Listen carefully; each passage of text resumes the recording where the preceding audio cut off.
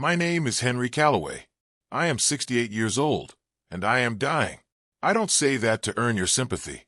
I say it because it is the plain truth, and I have spent too many years in this life being indirect about plain truths.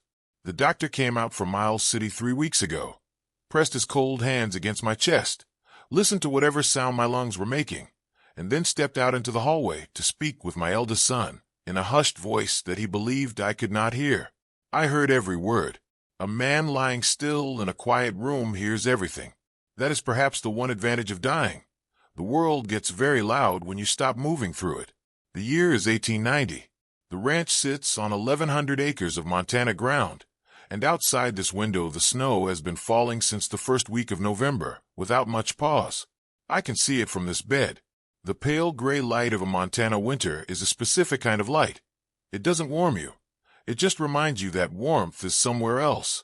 I've looked out at that light for 41 years, since I was 27 years old, and drove the first fence post into this frozen earth with nothing but a borrowed mallet and the stubborn conviction that this land would become something. It became something. That is not vanity. That is record.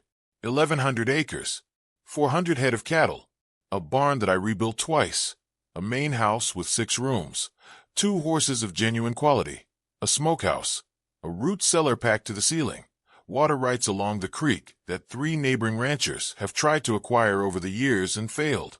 All of it built from the kind of work that doesn't have a name, because naming it would require slowing down long enough to describe it, and there was never time for that. I built it with my wife, Margaret, who died in the winter of 1882 from a fever that the same doctor from Miles City could not explain to my satisfaction. I have not been fully warm since. Not in the chest. The body gets warm, the fire does its work, but there is a particular cold that settles into a man when the person who understood him best is gone, and no amount of wool blankets addresses it. I mention Margaret because she is relevant to everything that follows. She always was. Now I lie in this bed, and my children come and go through this room, and I watch them the way a man watches weather rolling in across a flat plain, with full attention, because what is coming will determine everything. I have 4 children, 3 sons and a daughter. Thomas is the eldest. He is 41 years old and has his mother's jaw and my stubbornness, which is a combination that produces a man who is very good at being certain and not particularly gifted at being right. Thomas came back to the ranch 7 years ago after spending his 20s in Helena, trying to become a businessman. He ran a dry goods operation that did well for 3 years, and then did poorly for 2, and then closed entirely. He returned with a wife named Clara, who is a decent woman, a son of his own named James, who is 11 years old, and a manner about him that suggests he believes returning to the ranch was a concession he made to the universe rather than a retreat. Thomas has managed the cattle operation since his return, and he has managed it competently. I want to be fair about that. He is competent. Competence, I have learned, is not the same as character, but it is not nothing either. Eli is the second son. He is 37 years old and has always been the most charming of my children, which is a quality that served him beautifully until the moment it stopped serving him and started serving itself. Eli lives in Billings, where he has a small law practice, and a wife named Ruth, who I have met on 4 occasions and liked on all 4. They have no children, which I know grieves Ruth more than Eli lets on. Eli came home 2 weeks ago, when word reached him through Thomas that the doctor had been summoned. He arrived with a leather bag, a freshly pressed suit that had no business being worn in a Montana winter, and a quality of attention that I recognized immediately, the attention of a man calculating. Eli is not cruel. I want to be clear about that. He is not a cruel man, but he is a man who has learned to move through the world by understanding what other people want and positioning himself adjacent to it. And that habit does not disappear simply because the man doing the calculating is your own son and you are the thing being calculated around. Daniel is the youngest son. He is 34, and of all my children, he is the one who most resembles the man I was before this land got into me and changed me. Daniel is restless the way young Montana is restless, always sensing that something better exists just past the next ridge, always finding reasons that the present situation is temporary. He spent 3 years working cattle drives down through Wyoming and Colorado before coming back north. He spent 2 years on a mining operation near Butte, that made him enough money to prove to himself that money was not the thing he was actually after, which is the kind of lesson that costs exactly as much as it takes to learn and not a cent more. Daniel has been living on the ranch for the past 18 months, ostensibly helping Thomas with the operation, actually spending a considerable amount of time staring out windows and riding out alone in the early morning hours. He is a man who has not yet found the shape of his own life, and he feels that acutely. I know because I was that man once, and I recognize the specific quality of frustration it produces. And then there is Rose. Rose is 29 years old, my youngest child, and she has lived on this ranch her entire life, with the exception of 2 years she spent in Bozeman at a women's academy, after which she came home and has been here since. She has never married, not because she lacked opportunity. She is a handsome woman with her mother's particular quality of stillness, but because the opportunities that presented themselves were, in her estimation, inadequate, and she is not a woman who settles for inadequate. She helps manage the household. She keeps the accounts with a precision that would embarrass most men. She has been the one, these past 3 weeks, who brings me my meals, who changes the cloth on my forehead when the fever climbs, who reads to me in the evenings when the pain in my chest makes sleep difficult. She sits in the chair beside this bed and reads from whatever book she has most recently acquired, and the sound of her voice reading is one of the last genuinely comforting sounds available to me in this world. She has not been included in any discussion about the inheritance. I want you to hold that fact in your mind as I continue, because it is the central fact of everything that follows. The first conversation I witnessed that I was not supposed to witness happened on the 3rd day after Eli arrived. I had been sleeping in the middle of the afternoon, which I do now with a regularity that still surprises me. A man who spent 40 years rising before the sun and working until after it set, now sleeping in the afternoon like a child. I woke to the sound of voices in the hallway just outside my door, and because the voices were low and deliberate in the way that voices are when the speaker believes the listener is asleep, I kept my eyes closed and my breathing slow, and I listened. It was Thomas and Eli. Thomas was explaining something about the water rights along the North Creek, how they were the single most valuable asset attached to the property aside from the main house structure, how the Hendersons over the ridge had been making quiet inquiries for years. Eli responded in that smooth, measured voice he uses when he is thinking faster than he is speaking, asking questions about the deed documentation, about whether the water rights were attached to the land title or held separately, about what the legal instrument would require in terms of transfer. I lay still and listened to my 2 eldest sons discuss the legal mechanics of property that I had not yet finished dying to leave behind. It was not a villainous conversation. I want to be precise about this. They were not scheming against me. They were not wishing me dead any faster than I was already managing on my own. They were doing what men do when they sense that something is ending, and they are positioned to inherit what remains. They were beginning the practical work of figuring out how the pieces would fall. I understood it. I had done similar calculations myself when my own father was failing, though I had the decency, or perhaps just the youth, to feel ashamed of them afterward. What stayed with me was not the conversation itself, but the specific feeling of lying in that bed, hearing my own sons conduct that accounting, and realizing with the full clarity that comes to a man when he is very tired and very still, realizing that neither of them had knocked on my door that afternoon. Neither of them had come in to see how I was. Neither of them had brought me water, or asked after the pain, or sat for a moment in the chair beside the bed simply because I was their father and I was dying in proximity to that mattered. Rose had brought me soup at noon. She had sat with me for 20 minutes while I ate it, not speaking much, just present in the way she is present, occupying a room without demanding anything from it.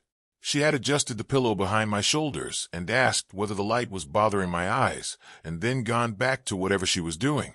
And I had felt, for those 20 minutes, something that I am still trying to name accurately. Not happiness. Something quieter than happiness. Something that happiness is made from.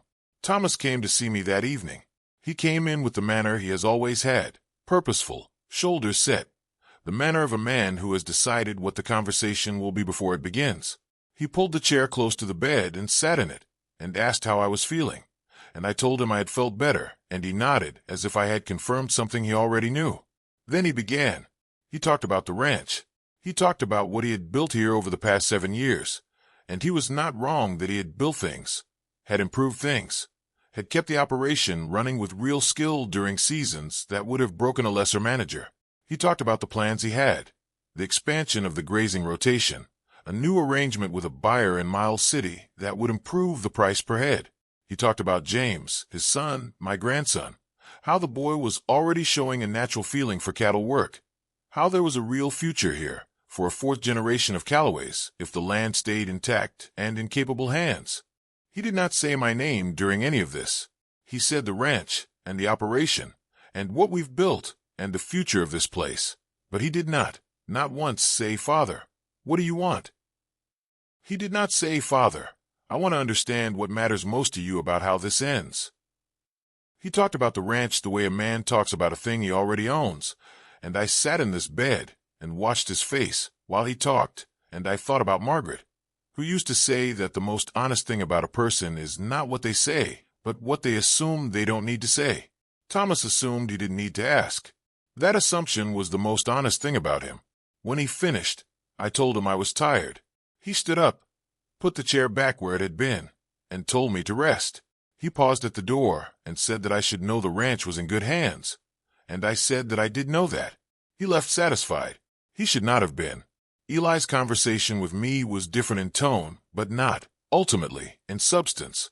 Eli sat in that same chair 2 nights later and talked to me the way he talks to everyone, warmly, attentively, with his full and genuine focus, which is the quality that makes him effective at law and also the quality that makes him difficult to fully trust, because you are never entirely certain whether his attention is given or performed.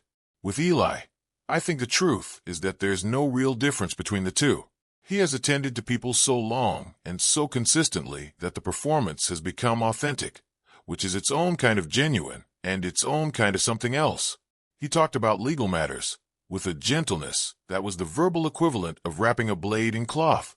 He talked about probate and clear title transfer and the importance of a well-constructed will for avoiding family difficulty down the line. He talked about his own situation in Billings, obliquely. The practice was doing well, but required capital investment to grow into what it could become, and there was an opportunity with a partner that required a certain commitment of funds within the year. He said he was not asking for anything, that he wanted to be absolutely clear about that he was simply providing me with context, because context was useful. Context. That word sat in the room between us for a moment. He has his mother's eyes. That is the difficult thing about Eli. He has Margaret's eyes. And when he looks at me, I feel the complicated grief of a man who sees his dead wife and his living son and cannot fully separate his love for one from his love for the other. And he knows this. Eli knows this. And I am not entirely certain he does not use it. Not consciously. But the way a plant grows toward light is not conscious either. And it grows just the same. I asked him directly what he thought was fair in terms of the inheritance. He was quiet for a moment, which is unusual for Eli. Then he said that he thought what was fair was probably equal division among the children, which was a reasonable position to hold, and also conveniently the position that most benefited a man who had been absent from the ranch for 15 years and contributed nothing to its current value. Equal division would give Eli the same share as Thomas, who had spent 7 years building it, and Daniel, who had spent 18 months helping run it. I asked him about Rose. He paused again, and in that pause I saw something that I cannot call dishonesty exactly, but that I can call a particular kind of forgetting that is close enough to dishonesty to matter. He said that Rose had the house to live in, that she was provided for, that the situation was different with Rose. I asked him how it was different. He said carefully that Rose was unmarried, that her needs were different, that the ranch as an operating concern required a different kind of management than a single woman could reasonably. I stopped him there. I said I was tired. He left with less satisfaction than Thomas had, because Eli is perceptive enough to know when a conversation has not gone the way he wanted, even when he cannot precisely identify the moment it turned. Daniel did not come to speak to me about the inheritance. Daniel came to this room 3 times in the first week, and each time he came in and sat down and looked at me with an expression that I recognized, because I have seen it in the mirror in dark moments. The expression of a person who wants to say something true and does not know how to say it, without it costing them something they are not sure they can afford to spend. He would come in and sit, and we would talk about small things. The weather, a horse he had been working with, a letter he had received from a man he'd ridden with on the cattle drives. The kind of conversation that circles around the real conversation without ever landing on it. On the third visit he finally said it. He said he was sorry. I asked him what for. He said for the way he had been. For the years he had spent going from place to place without purpose. For the times he had come home and been present in body, but somewhere else entirely in his mind. He said he was sorry that it had taken this. A gesture toward the bed, toward me, toward the whole arrangement of my dying, to bring him back into the room in any real sense. I told him that I had not been without fault in that distance. I told him that I had spent too much of his childhood building this ranch, and not enough of it building the relationship between a father and the particular son that Daniel was, the son who needed a different kind of attention than the ranch had ever taught me to give. We sat in a silence that was not uncomfortable. That is the specific silence that exists between two people who have finally said the thing that needed saying. Not a silence of emptiness, but of something completed. Then Daniel said that he didn't want the ranch. He said it quietly and directly, the way he says things when he has thought about them long enough to get past what he thinks he should feel and into what he actually feels. He said he had been watching Thomas manage it for 7 years, and Thomas was good at it, and Thomas wanted it in a way that Daniel recognized he did not share. He said he thought maybe there was something for him in the territory further west that he didn't know yet, that he was still finding out, but that it wasn't this. He did not mention Rose, but he looked at the door when he said it briefly, in the way a person's eyes move toward something they are thinking about, but not saying. I noticed. It was Rose who told me, without meaning to, the full shape of what was happening between the brothers. She came in on a Tuesday morning with my breakfast and a book she had just received by post, a collection of essays she had ordered from a publisher in New York. She set the tray down and started talking about the essays the way she talks about books she is excited about, with a quiet, focused enthusiasm that is entirely her own. The way certain people have an enthusiasm that doesn't perform itself for an audience, but simply exists as a fact about them. She told me about the argument one of the essayists was making about land stewardship, about the difference between owning land and being responsible to it. And I listened and ate my breakfast and felt, again, that specific quality of comfort that her presence in a room produces. And then she paused in the middle of a sentence and looked out the window at the snow, and I saw something cross her face. Not distress exactly, but the careful neutrality that a person wears when they are containing something they have decided not to burden someone else with. I asked her what had happened. She said nothing had happened. I told her that in 41 years of this land, and the 29 years of her life that I had been present for, I had never known nothing to look exactly like that. She was quiet for a moment. Then she said that Thomas and Eli had been discussing things, that the discussions were sometimes loud enough to be heard from rooms that were not intended to be part of the discussion, that Daniel had come to her the previous evening and told her not to worry, that he would make sure she was taken care of, which was kind of him to say, and which she understood to mean that the question of whether she would be taken care of had been raised and was not fully settled. She said it without bitterness. That is the thing about Rose that undoes me. She says these things without bitterness, not because she doesn't feel the weight of them, but because she has a quality that I can only describe as a kind of long sight, an ability to see past the immediate injustice to something farther out that she is navigating toward. Margaret had that quality. I wonder sometimes if it is a quality that is passed directly from a mother to a daughter through some channel that fathers cannot see. She said she was not worried about herself. She said she had always found a way, and she would find a way. I told her to hand me the small writing desk that sits on the side table. She gave me a look. The doctor had said exertion of any kind was to be limited, and writing was, in his estimation, exertion.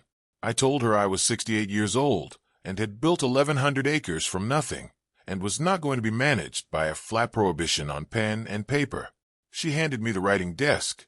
I need to tell you something about what it is to build a life. Not a ranch, not a property, a life. A life is not the sum of what you accumulate. I know that now in a way that I did not fully know it at 30, or even at 50. At 30 I believed this sincerely, with the full force of a young man who has staked everything on a piece of ground, that the work was the point, that building the thing was the purpose, that when the thing was built, the purpose would be visible in it, the way a finished fence is visible in a field. But the work was never the point. The work was the path I walked while the point was happening around me. While Margaret was learning how to read winter, whether by the way I set my jaw at breakfast, while Thomas was learning stubbornness from watching me refuse to be beaten by a drought that should have finished us in the summer of 1874, while Eli was learning the value of charm by watching me talk a creditor out of a calling note one afternoon in Miles City when I was $29 short of what was owed, while Daniel was learning restlessness from some combination of my early years and his own particular soul, while Rose was learning. What was she learning? She was learning everything. She was the one who watched most carefully and said least about what she saw, and she learned all of it. What I built for Margaret, and when Margaret was gone, I kept building, because stopping would have required me to stand still in the grief, and I was not equipped for that. So I worked, and the boys learned to see the work as the man, and the man as the work, and nobody saw very clearly, except Rose. Rose saw clearly. It is a hard thing to admit that your daughter understood you better than your sons did, not because it reflects poorly on the sons. They were shaped by forces I set in motion, and I take that responsibility. It is hard to admit, because it means that the person who saw you most plainly was also the person you gave the least formal acknowledgement to, the person whose name came up last in conversations about legacy, the person who was described as provided for by a son who has not spent a single night in this house in 15 years. I wrote for 3 days. The will, as it had stood before those 3 days, divided the ranch equally between my 3 sons, with a cash payment to Rose from the operating account, a figure that Eli had, I later learned, suggested as appropriate. A figure arrived at through some calculation I was not consulted on. A figure that represented, essentially, a buyout of a daughter from a birthright she had never been formally given in the first place. I read that old will twice in those 3 days. I read it the way you read a document that you know says what it says, but you keep checking because you want it to say something different. It did not change on second reading. Then I wrote a new one. Rose gets the ranch. All of it. The 1,100 acres, the water rights along the North Creek that the Hendersons have been inquiring about for years, the 400 head, the barn, the main house, the smokehouse, the root cellar, the 2 good horses, and the deed to every inch of ground that I drove a fence post into 41 years ago with a borrowed mallet and a young man's faith that the effort was worth making. Thomas gets the cattle management agreement, a formal right to continue operating the cattle side of the ranch under Rose's ownership, with a fair wage and a share of the annual profit, because he is competent and the ranch needs competence, and there is no reason that acknowledgement of Rose's ownership and acknowledgement of Thomas's skill cannot coexist, if Thomas is the man I believe he has the capacity to be. Eli gets the written account of every legal matter pertaining to the ranch, titles, deeds, water rights documentation, agreements with neighboring ranchers, organized and annotated in my own hand, because Eli is a lawyer and a good one, and this is the inheritance that matches who he actually is. The inheritance of knowledge and clarity, rather than the inheritance of ground he did not work. Daniel gets the smaller north pasture, 40 acres at the edge of the property that abuts open territory, because Daniel told me the truth about himself, and that deserves to be honored, and because 40 acres of good Montana ground at the edge of something wider might be exactly the shape of beginning that a man like Daniel needs. And Rose gets the rest. Rose gets the heart of it.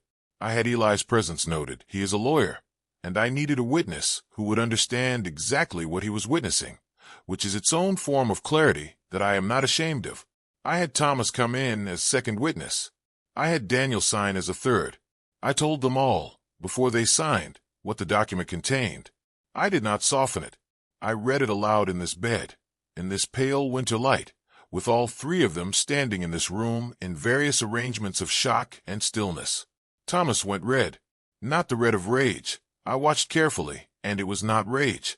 It was the red of a man recalculating in real time, running the numbers on what he had assumed and what he was now being told, and finding that the distance between those 2 things was larger than he had prepared for.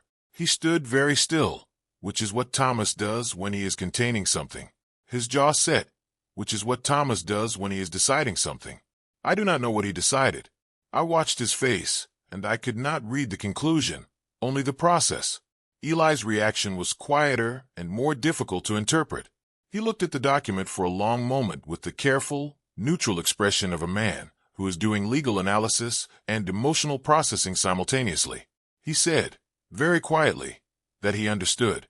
I do not know if he meant it as acceptance or as acknowledgement or as something more complicated than either. Eli is always more complicated than either. Daniel nodded, simply nodded, one slow nod, and then looked at Rose, who was standing in the doorway because I had asked her to come, and she had come without knowing what she was coming to. Daniel looked at Rose, and the expression on his face was something I will carry with me. It was the expression of a man who has arrived at a moral clarity he did not previously know he was capable of reaching. Rose stood in the doorway and did not speak. She looked at the document in my hands, and then at me, and then at the document again. And her face did what her face does when she is holding something large. It went still and careful and honest all at once.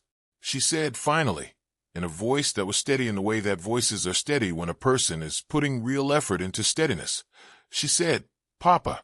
That was all. Just my name. The name she has always had for me. I told her to come and sit down. She came and sat in the chair beside the bed, the chair she has been sitting in every evening, the chair that has acquired a particular quality from her sitting in it, the quality of consistent presence, of faithful return, of someone who comes back because coming back is what they are, not because they are owed anything for coming. I signed the will. My hand shook slightly, which the doctor would have attributed to the illness, and which I attributed to the full weight of 41 years being signed over to the person who understood what they were worth. I am going to die very soon. The breathing has a quality now that it did not have 2 weeks ago, a labor to it, a work, as if the lungs are doing something effortful rather than something natural. I know what this means. The doctor told Thomas, and Thomas told me with a directness I respected him for when I asked him to be straight with me. Days, he said, not weeks. I find that I am not afraid. That surprises me less than I would have expected.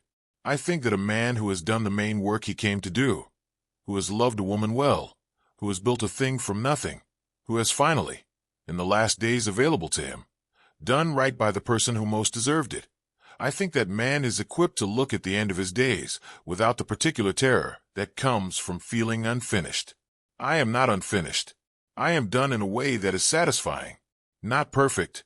I have made errors that I own completely, errors of inattention and assumption and the particular blindness that comes from spending too much of a life looking at the work instead of the people doing it beside you, but done in a way that has a shape to it, a rightness. Rose is reading to me tonight. She is reading from those essays she received, the ones about land and stewardship and the difference between owning a thing and being responsible to it. I listen to her voice, and the snow is still falling outside the window, and the pale gray light of the Montana winter is doing what it always does, reminding me that warmth is somewhere, just not here. Except that is not quite right tonight. Tonight, in this room, with Rose's voice reading and the lamp putting its particular gold onto the walls of this house that I built. Tonight there is warmth here. There is warmth in this room, in this chair beside me, in this voice, in this. I am going to tell you something that I hope you carry with you. Whoever you are, wherever this voice reaches you, the thing that matters is not what you build. The thing that matters is not the acres or the head of cattle or the water rights or the legal instruments of transfer. The thing that matters is who sits beside you at the end, who comes back to the room, who brings the soup without being asked, who reads to you in the evening not because there is anything in it for them, not because they expect anything, not because they are managing your impression of them, not because they have calculated what they stand to gain, but because they love you in that plain, durable, unfashionable way that does not require an audience. That is the inheritance worth leaving, not the land, the recognition. 41 years I spent on that land. I loved it with the kind of love that you give to the thing you made yourself, to the thing that exists because you willed it into existence through pure sustained effort. I will not apologize for that love. It was real and it made something real. But Margaret loved me better than that land ever could. And Rose loves this family, loves it in that complicated, sighted way that knows exactly what the family is and loves it anyway, better than any of us have earned. And the truest thing I have done in this life, the clearest moment of genuine sense that I can point to, is that somewhere in the last days of it I was given enough clarity to sign a piece of paper that said, I know who you are, and I am not going to let that go unrecognized. The land goes to Rose. My sons left the room. I do not know yet what they will do with what they are feeling. Thomas stood in the hallway for a long time before I heard his footsteps move toward the back of the house. Eli went outside, which in this weather says something about the size of what he needed to be alone with. Daniel went to his room, and I have not heard his door open since. They are all three of them in this house tonight, sitting with what they have been given and what they expected and the distance between those two things, and I will not insult them by pretending to know how that resolves. They are their own men. I made them, and I cannot finish them. That is not a father's job, to finish his sons. It is a father's job to give them enough of what is real that they can finish themselves. I hope they are fair men. I hope Thomas finds, in the arrangement I have made, something he can respect, the continuation of the work he has done, the acknowledgement of his skill, the invitation to keep building something worth building. I hope Eli looks at those annotated legal documents and finds in them not a consolation prize, but an honest accounting of what he contributes to this family, which is real and worthy. I hope Daniel takes his 40 acres at the edge of the wide territory and walks out into it one spring morning, when the snow is gone, and finds there the beginning he has been unable to locate for all these years. And I hope Rose looks at 1,100 acres of Montana ground and sees in it what I see in her, something built with patience and care over a long time, something that endures because it was made with the right materials, something that has in it both the toughness that this land requires and the grace that this life deserves. My name is Henry Calloway. I was 27 years old when I drove the first fence post into this frozen ground with a borrowed mallet and a young man's conviction. I was 68 years old when I signed the last paper of my life, with a steady enough hand, in a room lit by lamplight and occupied by a daughter reading about stewardship and responsibility, and I found that the conviction had not left me. It had simply been waiting all this time to be aimed at the right thing. The snow is still falling. Rose is still reading. I am still here. For now.